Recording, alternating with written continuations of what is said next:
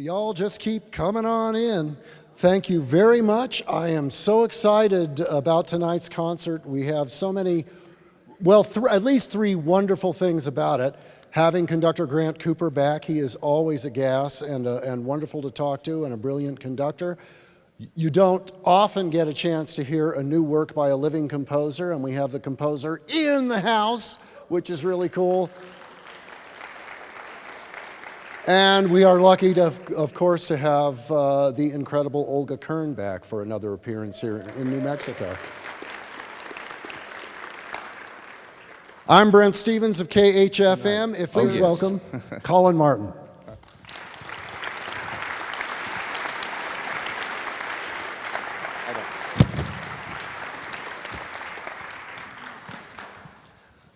So the piece, this is your Symphony No. 1, am I correct? That's correct. You have written a cello concerto and a piano concerto and some art songs and actually quite a bit of music for piano because you're also a pianist. Yes.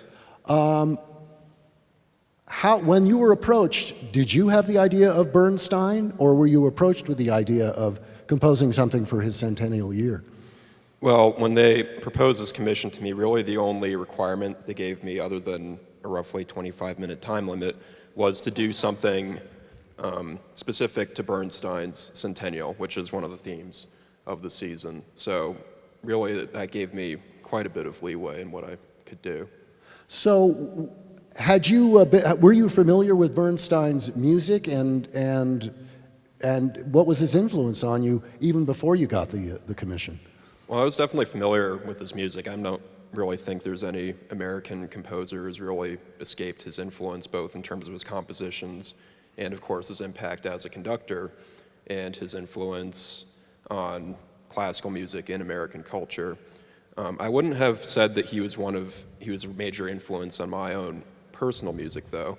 So I kind of viewed that as a challenge because my own personal style more reflects more romantic kind of composers, German and Russian especially, as well as kind of more Eastern European and Russian modernists, Prokofiev, Shostakovich, Bartok, along those lines. So kind of trying to figure out how to incorporate Bernstein's language into this piece was a challenge that I had to face. How do you start? Do you listen to recordings? Were there already pieces that were ringing in your head?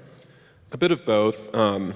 I listened to West Side Story a lot, of course, but I listened to really things throughout his catalog, some of his lesser played pieces, The Mass, his Symphony No. 2, Age of Anxiety, a whole list of other things, and trying to figure out what things were specific and unique to Bernstein that I could incorporate into this piece, both in terms of his harmonic language, his melodic language, and I was able to do that in this piece, both the harmonies, in particular the use of the tritone, which he did with the melody for Maria, which is very distinct and famous, as well as in the last movement to just directly take one of his melodies from Candide, probably his most famous melody among the orchestras other than stuff from West Side Story, and to turn it on its head and make something unique that way.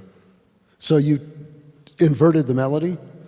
Right, so melodic inversion is basically when you take a melody and you see the interval as it goes, you just do the opposite. So if it's take the same starting pitch, if it goes up a major 6, you go down a major 6. If it then goes down a minor second, you go up a minor second, that sort of thing. You just kind of do that and it winds up flipping the melody on its head. So.